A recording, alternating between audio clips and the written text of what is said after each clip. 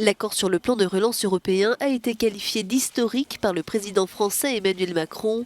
Pourtant, certains pays en ressortent avec un goût plus amer que d'autres. Le Premier ministre hongrois Viktor Orban estime avoir remporté le bras de fer face à l'Union européenne.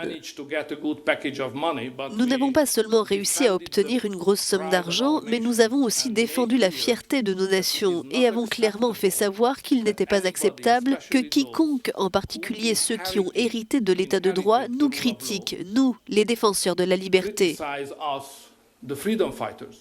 Mais les 4 pays frugaux ont cependant des motifs de satisfaction.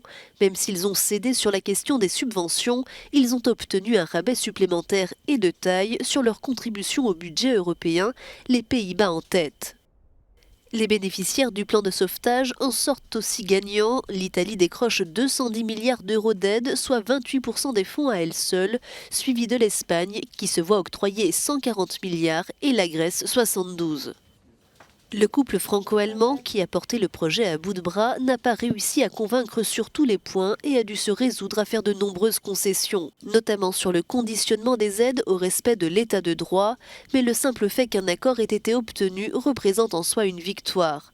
La France pourra compter sur 40 milliards d'euros alors que Berlin voit sa contribution européenne fondre de plus de 3,6 milliards.